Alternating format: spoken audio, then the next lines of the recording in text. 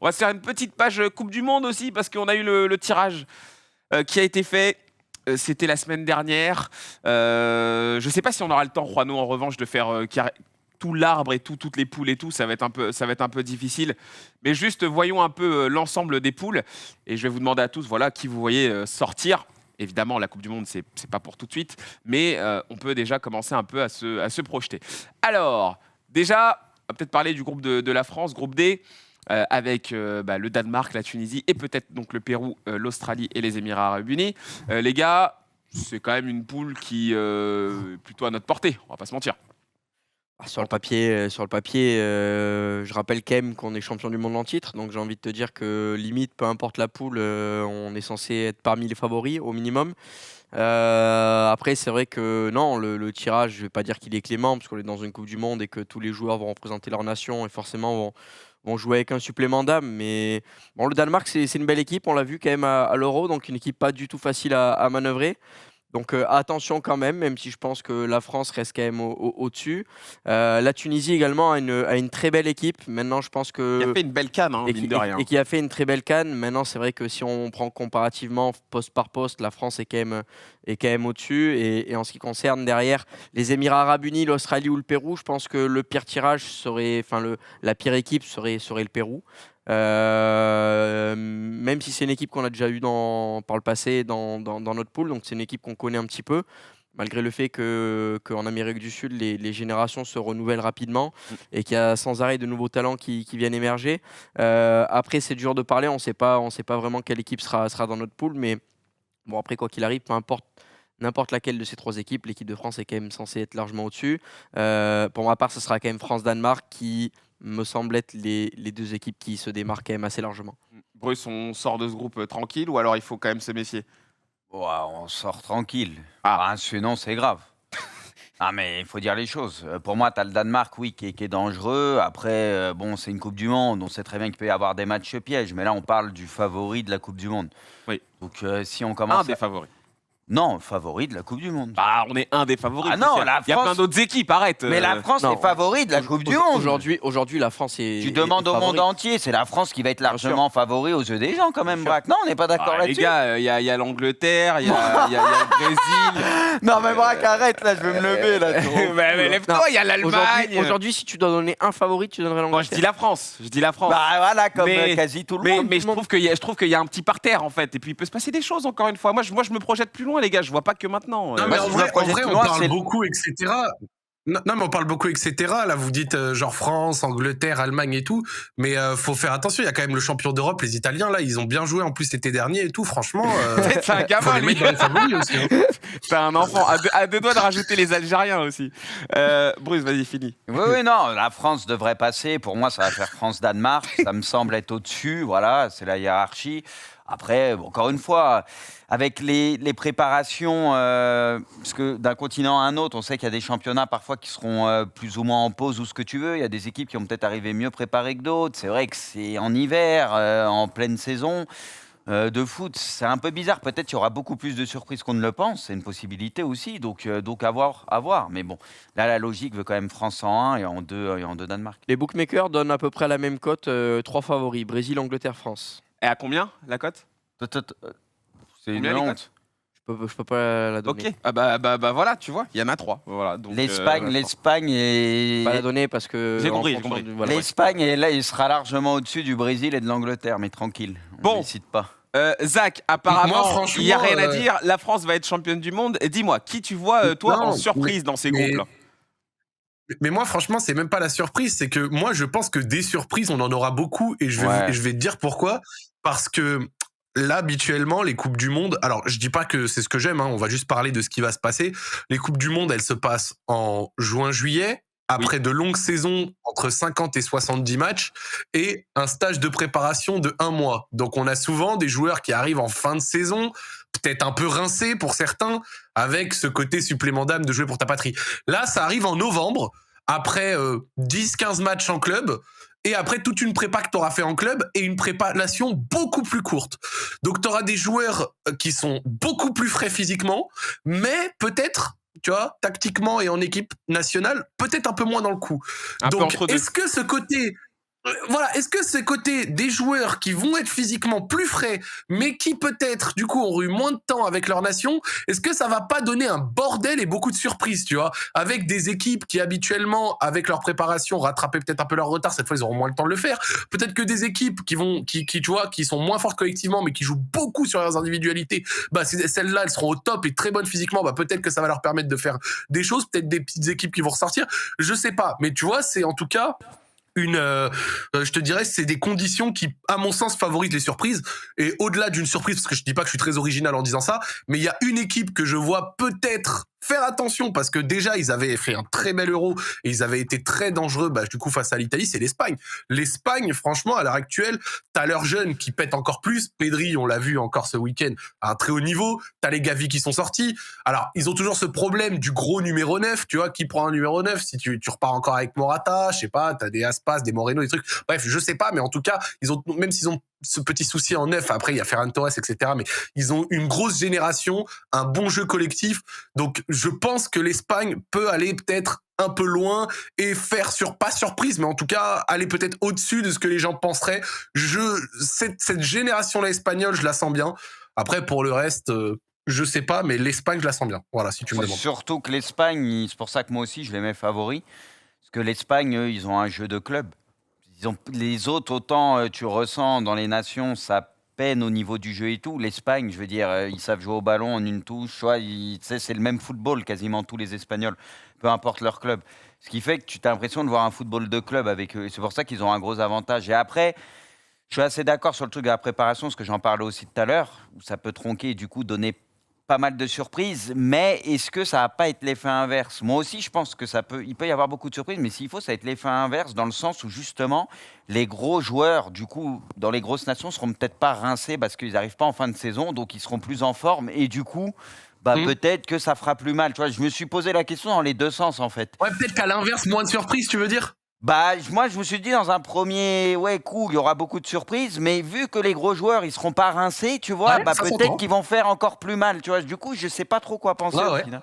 Moi, je Non, pense mais t'as raison, l'inverse, c'est totalement possible. Ça se trouve, il y aura genre quasi pas de surprise et tu vas arriver sur des quarts avec genre 8 favoris et très très peu d'upsets. Ouais. Non, mais peut-être que dans ce sens, ça va renforcer le côté gros joueur en forme, Ouais, bam, voilà, moins de ouais, surprises. je sais pas. Ouais, peut-être.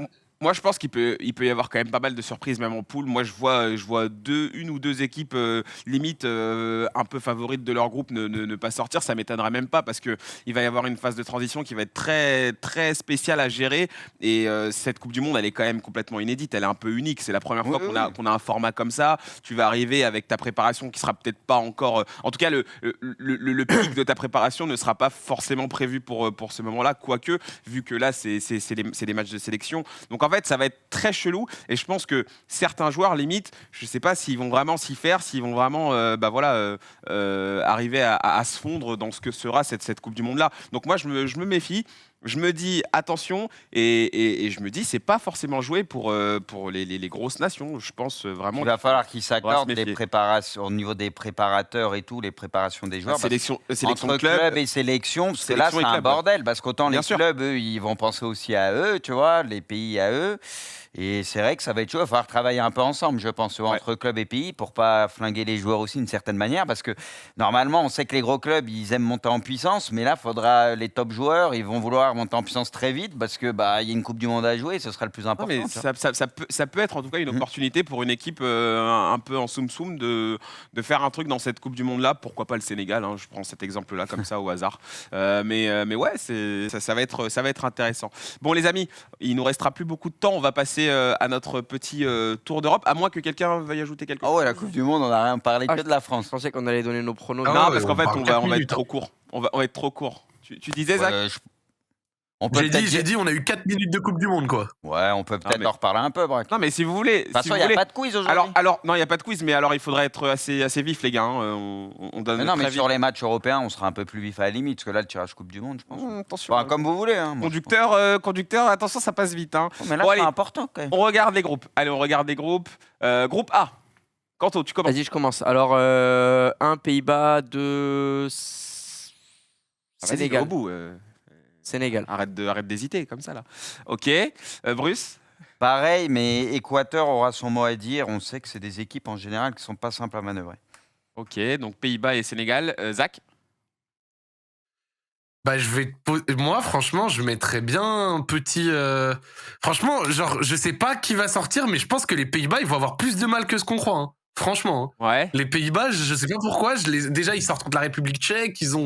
Vraiment, je les sens pas si bien que ça, les Pays-Bas, même s'ils ont une belle génération et tout. Je sais pas. Moi, personnellement, je vois le Sénégal bien s'en sortir et je sais que l'Équateur, pour avoir regardé vite fait l'âme sud, je sais qu'ils ont ils ont battu pas mal de grosses équipes sur leur chemin et que c'est une équipe vraiment chiante à manœuvrer, au du défi physique et compagnie. Donc, je pense qu'on les sous-cote, mais attention, ça peut être la petite surprise. Genre, ça m'étonnerait pas que ce soit Équateur en 1, en fait. Tu vois. Bah, ils ont fini Genre, devant Chili et Colombie.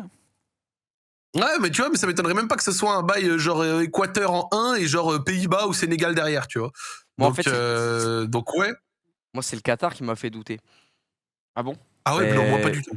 Je sais pas ce qui peut se passer. C'est jamais, genre, ils sont chez eux. Arbitrage maison. Non, je sais pas, je les vois pas faire un Coupe du monde à la maison et prendre 3 branlées, tu vois. Donc, je sais pas ce qui va se passer du côté du Qatar, mais ça ne m'étonnerait pas qu'on retrouve les Tu nouveaux. connais des joueurs et tu connais beaucoup de joueurs. Je te pose la question. Mais non, sincèrement, non. Mais c'est pour ça que je me Ça se demande. peut, ils vont nous sortir des joueurs. Mon mieux, on va rien je me demande comprendre. comment c'est possible. Alors, bon, c'est pas comme le hand où le hand. Ouais, ils avaient pris des Brésiliens et des tout. Français, des Espagnols, enfin bref. Ouais, oui, Mais le foot, c'est pas comme ça. Mais sincèrement, je suis curieux de voir l'équipe qatari. Je pense qu'ils sont quand même pas mal en retard. Ouais, hein. moi je dirais quand même Pays-Bas, Équateur, les deux.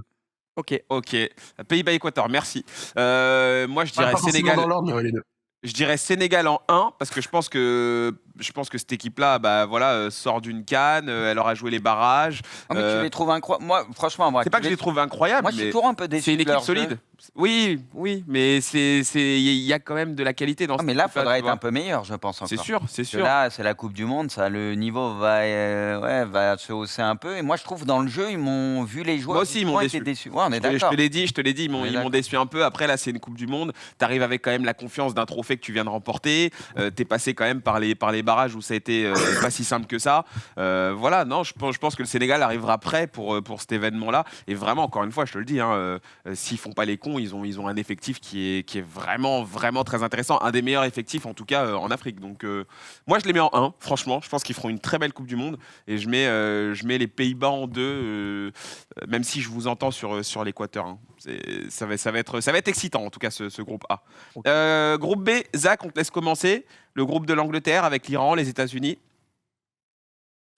Bah, ça dépend de la 4e équipe, hein. Franchement, j'allais te dire, une équipe comme par exemple le Pays de Galles, ça a tout pour venir faire le trouble fait et peut-être même passer, tu vois. Après, pour être tout à fait honnête, et on va pas mentir, à l'heure actuelle, le problème de ce qu'on est en train de faire là, c'est que qui a regardé l'Iran? Ah oui, non, mais ça, Qui a regardé on les est États-Unis? d'accord. Moi, Voilà. j'ai regardé l'Iran jouer il y a pas longtemps contre la Corée du Sud. Voilà, mais tu vois ce que je veux dire, c'est que j'ai pas vu le Canada, j'ai pas vu la Nouvelle-Zélande ni le Japon, j'ai pas vu, tu vois, genre, donc à l'heure actuelle, je vais te sortir, genre, à part quelques poules, j'ai pas trop grand chose à te dire, tu vois. Donc, oui, forcément, je vois l'Angleterre quand même passer, en imaginant que l'Angleterre ait passé un cap avec sa finale d'Euro chez elle, ça les a peut-être aidés, même s'ils ont joué tous les trucs à domicile, voilà. Mais franchement, ouais, je te dirais peut-être, ouais, Angleterre-États-Unis, mais j'avoue, je suis pas très original. Ok, Angleterre et États-Unis. Pareil pour vous, les gars? Non, Angleterre, et si l'Ukraine a la possibilité de jouer au football, l'Ukraine, maintenant je sais pas si ça va arriver, mais Même si c'est Écosse-Pays de Galles, en vrai, ça peut passer aussi. Hein. mais oui, mais moi dans le cas où on ne sait pas laquelle de ces équipes sera la qualifiée, pour moi la plus forte des trois, c'est l'Ukraine. Et si l'Ukraine est dans ce groupe-là, pour moi l'Ukraine est derrière l'Angleterre. Voilà, Ouais, donc tu ça fera Angleterre et Ukraine. Tu les voyais champions d'Europe, toi à une Moi époque. l'Ukraine, footballistiquement parlant, je kiffe. Après le pays, je sais pas, je connais pas, mais footballistiquement parlant, je kiffe. Bruce? Moi, je vais dire Angleterre et puis le qualifié qu'on ne connaît pas encore. Ah, d'accord. Je vais Sur rester les en barrages. Europe sur cette poule. Ouais. Moi, je dis comme toi. Le groupe C, avec l'Argentine, l'Arabie Saoudite, le Mexique et la Pologne. Je sens Bruce, qu'il y en c'est a, ton vous allez groupe, me mettre il est pour toi. l'Argentine troisième ici, je le sais Il est pas. pour toi, Bruce, vas-y. Non, c'est un groupe qui n'est pas simple, mais l'ordre des matchs, en sachant que l'Argentine joue l'Arabie Saoudite en premier, je pense que c'est un plus, à condition de le gagner, bien sûr. Si tu gagnes pas celui-là, en Tu sachant que t'enlèves tu joues un poids Mexique, derrière, ouais. ouais. Mais je pense que du coup, l'Argentine, ils seront en position de force s'ils gagnent ce match, que derrière, ils joueront Mexique ou Pologne, et du coup, Ils vont en gagner un des deux, ouais, voilà. techniquement. Donc moi, je vois Argentine se qualifier, mais c'est un groupe pas simple, et je vois le Mexique en 2. Et Pologne à la bataille, mais je sais pas, j'ai tendance... la Pologne me déçoit souvent, Le Mexique, pareil, je vais pas faire le mec qui les voit tout le temps, mais eux, en tout cas, souvent, ils déçoivent pas, j'ai l'impression, dans les grosses compétitions. Donc, je vais dire Argentine-Mexique. Kanto. Ouais, Argentine en 1. Après, vous savez que je suis un gros bandeur de Robert, mais le problème, c'est que le pauvre Robert, il est un petit peu esselé dans cette équipe-là. Je pense quand même que le Mexique a une équipe bien plus équilibrée que la Pologne. Et à contre-cœur, je vais dire Mexique 2, même si j'espère que la Pologne passera et que Robert va arriver à porter son pays et à montrer l'immense joueur qu'il est. Ok, Zach. Franchement, moi, la Pologne, je trouve pas ça si déséquilibré que ça. Hein. Après, c'est une équipe qui a du cœur et c'est rarement une équipe qui fait des grandes surprises, mais je pense qu'il y a quand même de l'individualité pour poser souci. Après, le problème, c'est que j'ai pas la vision du niveau du Mexique à l'heure actuelle, donc je pense Argentine en 1 parce que voilà, champion de Copa América, plus ils ont pas perdu depuis longtemps. Et après, derrière, ça se joue Mexique ou Pologne, mais départager les deux, là, tout de suite, je sais pas. Et l'Arabie Saoudite, je les vois bien poser un petit nul en 2-3e journée pour mettre une des équipes dans la merde, tu vois. Arabie Saoudite, ça a toujours été compliqué en Coupe du Monde. Hein. Il y en a dans le chat, vous me dites la Pologne, c'est fort parce qu'il y a, paf, et vous me sortez 4 noms. Donc le foot, ça se joue à 4 alors. Non, sur ce groupe-là, moi je suis assez d'accord avec Bruce. Je trouve que la Pologne, c'est toujours l'équipe que tu as envie d'attendre, que tu te dis, bon. Moi, ils m'ont toujours déçu. Voilà, ouais. en fait, c'est ça. Moi, je suis d'accord avec Bruce sur ça. C'est que voilà, cette équipe-là, toujours t'es sûr qu'ils peuvent poser des problèmes, voire sortir des groupes, et pourtant, à chaque fois, soit ils terminent 4e, soit ça se joue à rien. Même quand il y a des groupes abordables. Hein. Ouais, Moi, même quand il y a des me groupes rappelle, abordables. tous les ans, tu les vois dans les euros, ils ont toujours des trucs abordables, Ouais. toujours des situations où tu te dis ça peut le faire, et ça le fait rarement au final. Donc c'est pour ça on est. Après, ils sont quand même qualifiés, les gars. Hein. Non, mais c'est pas le problème. Mais c'est moi, pas le je me problème, rappelle c'est venu la compétition. Même il y a quelques années, tu vois, quand t'avais des Pitsek, des Blazikowski, avec à Lewandowski, l'époque, tu vois, la génération d'un petit peu avant, je me disais aussi, putain, mais la Pologne, t'as quand même une belle équipe, ça devrait le faire. Au final, ça le faisait quasiment jamais. Mais je crois que la dernière fois où ils arrivent à passer la poule, je crois que c'était en 2006 ou en 2010, je sais plus quand, mais ils perdent en 8e, je crois. C'était peut-être même contre l'Argentine, je sais plus, il faudra vérifier. Mais ça remonte quand même maintenant, tu vois. Donc il y a eu des euros entre temps, il y a eu des Coupes du Monde, peut-être qu'ils n'étaient pas là à certains moments. Mais voilà, la Pologne, elle a cette image de l'équipe qui te déçoit un peu quand arrive le moment important. Donc à voir. Maintenant, on va pas non plus les enterrer. Groupe E, très intéressant franchement. Hein. Avec l'Espagne, l'Allemagne, le Japon. On sait toujours que c'est le toujours... groupe D, on l'a fait. Oui. On l'a fait. Si tu prends le Costa Rica, ça fait quand même une sacrée poule. Hein, si tu Costa Rica. Puis le Japon. Le Japon, tu sais que c'est toujours une équipe, il faut se les coltiner en Coupe du Monde. Hein. Tout le temps. Après, Ils avaient failli sortir la Belgique. Eh oui. Ça menait 2-0 en 8e. Oui. Après, c'est une erreur tactique de leur part. Mais bref, ça me fend le cœur, moi, de voir le Japon dans cette poule, sincèrement. Ça... Ouais, t'aurais aimé les Tu voir ailleurs. voyais la gueule du représentant japonais au moment du tirage, il a fait la gueule. Hein. J'avoue, tu tombes ça avec Espagne-Allemagne, tu dis putain de merde. Surtout qu'ils ont une belle génération, ils ont un championnat qui est en plein développement, ils ont une belle équipe. Ça me chagrine de voir qu'ils prennent la J'aime poule. bien pleurer. Hein. Ah ouais, non, mais là, c'est la poule des titans, les pauvres. Après, rien n'est perdu d'avance, mais ça me semble quand même difficile de bouger Espagne-Allemagne, quoi. Ouais, ça va être très compliqué. Très compliqué. Bruce? Moi, je vois Espagne en 1, Allemagne en 2. Non, mais par contre, voilà, si c'est le Costa Rica aussi, eux, ils seront relous à jouer. Voilà, c'est des équipes, on le sait, c'est jamais simple de les manœuvrer. Japon, pareil, on sait qu'en général, c'est carré et tout. Donc voilà, même si c'est en dessous, ce sera pas simple à jouer. Mais bon, Allemagne-Espagne, normalement, c'est censé être quand même au-dessus. Mais c'est une poule intéressante. J'ai l'impression qu'il n'y aura pas de façon de match facile dans cette poule pour personne. Donc ça qui est bien. Quoi. Ok. Zach, qu'est-ce que t'en penses, toi? Espagne-Allemagne. Ouais, y a pas de... Ok. Non, je pense pas qu'il y aura de spécialement de surprise. Je vois les deux passer, l'Espagne confortablement, l'Allemagne peut-être un peu plus accrochée, mais même les Japonais, je les vois pas faire l'exploit de battre l'un des deux. Moi c'est pareil. L'Espagne, parce que franchement, ça joue beaucoup mieux depuis un petit moment. Et surtout l'Allemagne, attention, ils n'ont pas passé la poule de la dernière Coupe du Monde. Il y a quand même un gros esprit de revanche. Il y a un nouveau coach, il y a une nouvelle direction. Pour répondre à Scarifraud, vous aimez trop surcoter les équipes européennes. Dans les dernières Coupes du Monde ou quoi, enfin, je sais pas, mais la tendance, la tendance actuelle a donné quoi? Je sais pas, c'est pas les surcotés, c'est juste il y a des faits ces derniers temps, voilà, c'est tout, terminé. C'est parfaitement factuel même. Bah ouais. Donc voilà, CDM 2014, tu regardes le tableau final, t'as 6 équipes européennes sur 8. Bah oui, non mais... Ah, on va pas se mentir. Après 2014, il y avait beaucoup de Sud-Américaines qui étaient passées, mais franchement, c'est vrai que à l'heure actuelle, il y a des Sud-Américaines qui pourraient, tu vois, faire la diff, mais chacune, elles sont dans leur poule et on sait qu'elles risquent de passer. Tu vois, par exemple, on va tous mettre l'Argentine devant, on va tous mettre le Brésil devant. Après, derrière, c'est vrai que derrière, c'est peut-être un peu plus sec, mais t'as l'Uruguay qui peut également passer. Et on sait que les Sud-Américaines seront au rendez-vous. Et le reste du monde, malheureusement, c'est vrai que si historiquement, ça a un peu moins sa place, bah, faut voir après. Alors, le groupe F, les amis, avec la Belgique, le Canada, le Maroc et la Croatie. Bruce, on commence avec toi. Moi, Belgique-Croatie, c'est un Ouais. groupe intéressant, mais même si la Belgique, c'est vrai que ça a tendance à être un peu moins bien. Bon, il y a quand même beaucoup de qualité, tu Ah, c'est vois. pas moi qui le dis, là. Non, mais c'est vrai que... Non, mais t'as l'impression qu'ils étaient à leur prime il y a quelques années, que bah, y a des joueurs qui sont moins bien, comme Hazard, par exemple, tu vois, et c'est pas rien en Belgique, quand on sait tout ce qu'il est capable de faire. Donc voilà, après, ça reste une belle équipe. T'as Lukaku aussi, qui a une saison bizarre, par exemple, même si on sait que des fois, c'est une bouffée d'oxygène quand ils sont en sélection, les mecs. Donc voilà, je pense qu'il fera le taf quand même avec la Belgique. Mais voilà, pour moi, Belgique, ça reste au-dessus. Et Croatie, même si on sait qu'il y a des joueurs pareils, c'est un peu vieillissant ce que tu veux. Mais bon, voilà, il y a toujours un mélange d'expérience, de joueurs de ballon, un peu de tout. Donc je vais garder Croatie en deux. Et Zach, le chat, lui, voit plutôt le Maroc que la Croatie, à 32%. Oui, monsieur, Et le la Maroc Croatie à va 13. passer. Non, pour ça que je me tourne vers toi. En vrai, je vais être honnête avec toi, le Maroc de Vaïd, c'est très souvent très triste et très mauvais. Après, on a réussi à passer les Congolais, mais le match aller contre le Congo, c'était honteux. Le retour bien meilleur. Mais le truc, c'est que Vaïd risque de rester. T'es toujours sans Mazraoui, sans Ziyech. Je sais pas ce que ça va donner parce qu'en plus le Maroc version 2018 sous Hervé Renard arrive en très grande forme en pratiquant un bon jeu, en étant invaincu depuis un moment, ou en tout cas était sur une très bonne série. Et en 2018 ça choque contre l'Iran au premier match, même si derrière ça fait des matchs pas honteux. Je sais pas dans quel état d'esprit ça va arriver parce que tu arrives quand même dans une poule où la Belgique, la génération a l'air un petit peu vieillissante, mais il y a toujours du très très bon, et la Croatie par contre c'est clairement vieillissant en perte de vitesse, donc à voir. Canada je sais pas trop, donc oui, il y a un monde où je pense que le Maroc peut faire la surprise et c'est le cœur qui le dit.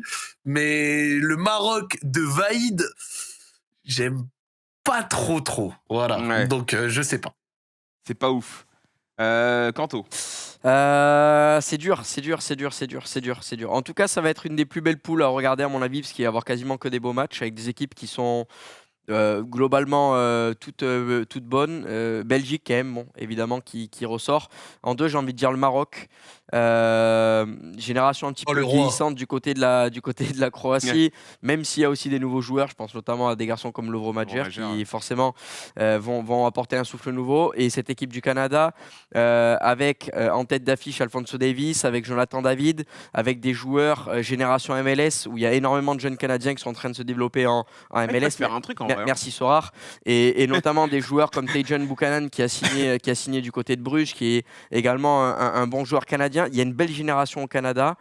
Sincèrement, moi, c'est peut-être la poule dans laquelle je vais avoir envie de rater aucun match. Ok, bah non mais c'est vrai que cette poule est très très belle. Hein. Moi personnellement je mets quand même Belgique et Croatie parce qu'il y a quand même pas mal d'expérience du côté de la Croatie, mais franchement ça m'étonnerait pas que et le Maroc et le Canada, avec ce que tu viens de dire, voilà, créer une petite surprise dans ce groupe-là. Il va être super intéressant. Groupe G, un groupe là aussi, faut le dire.